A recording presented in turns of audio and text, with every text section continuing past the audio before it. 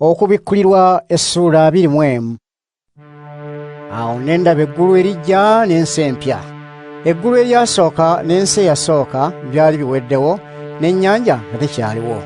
Ne ndaba ekibuga ekitukuvu Yerusaalemu ekijja, nga kikka nga kiva mu ggulu ewa Katonda, nga kitegekeddwa ng'omugole ayonjereddwa bba.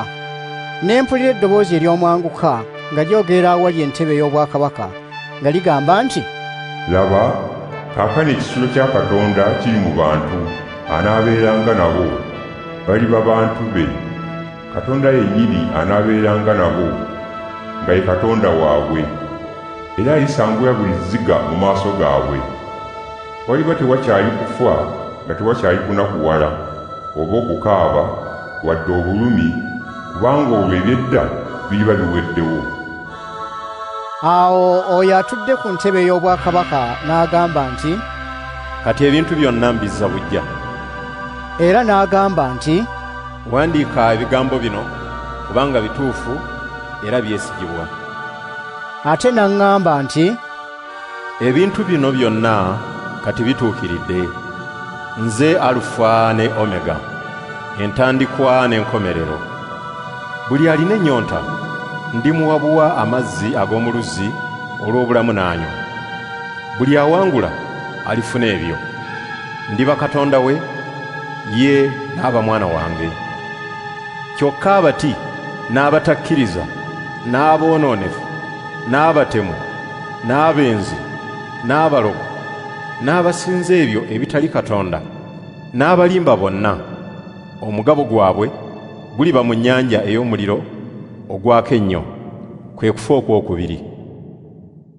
Awo omu ku bamalayika omusanvu abaalina ebibi omusanvu, ebijjudde ebibonyoobonyo omusanvu eby'enkomerero, n'ajja n'ayogera nange, n'aŋŋamba nti, jjangu nkulaga omugole muka omwana gw'endiga. Awo omwoyo n'anjiggyako, malayika n'antwala ku lusozi olunene era oluwanvu, n'andaga Yerusaalemu, ekibuga ekitukuvu, nga kikka nga kiva mu ggulu ewa Katonda. Okumasamasa kwakyo nga kulinga okw'ejjinja ery'omuwendo ennyo eriyitibwa yasipero, ekitangalijja. Kyaliko ekisenge ekikyetoolodde era ekiwanvu, nga kiriko emiryango 12 egiriko bamalayika 12, era nga giwandiikiddwako amannya g'ebika 12 eby'Abayisirayiri.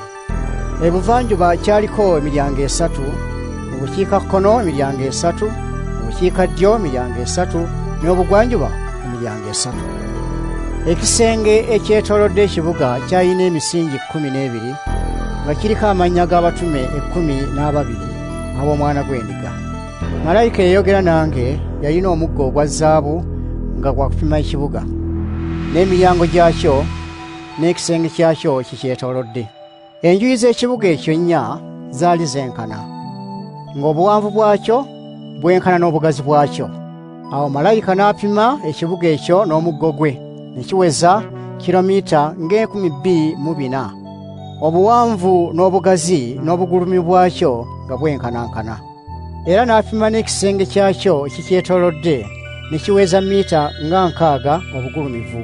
Ekipimo ekikozesebwa abantu malayika kye yapimisa. Ekisenge ekyo ekyetoolodde ekibuga kyali kizimbiddwa n'amayinja ag'omuwendo ennyo aga yasipero, kyo ekibuga nga kya zaabu mwereere, atangalijja ng'ekirawuli. Emisingi gy'ekisenge ekyetoolodde ekibuga gyali yeeyoteddwa n'amayinja ag'omuwendo ennyo aga buli ngeri.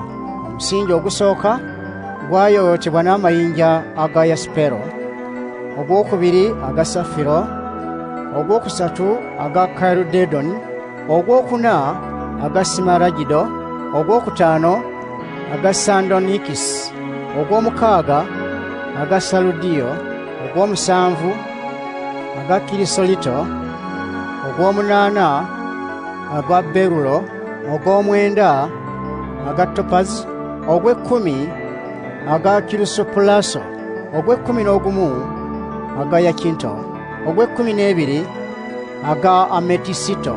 Ate emiryango 12 gyali amayinja ag'omuwendo ennyo aga luulu 12, nga buli mulyango gukoleddwa n'ejjinja lya luulu limu.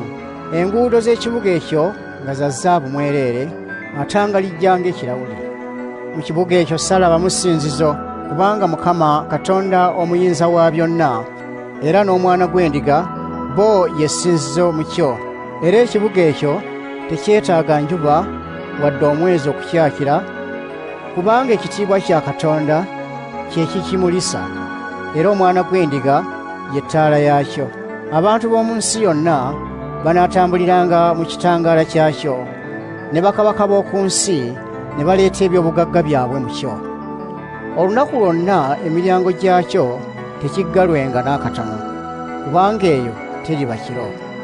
Ekitiibwa n'eby'obugagga eby'amawanga birireetebwa mu kyo, naye tekiriyingirwamu kintu na kimu ekitali kirongoofu, wadde omuntu n'omu akola eby'ensonyi oba alimba, wabula abo bokka abaawandiikibwa mu kitabo eky'obulamu eky'Omwana gw'Endiga be baliyingira mu kibuga ekyo.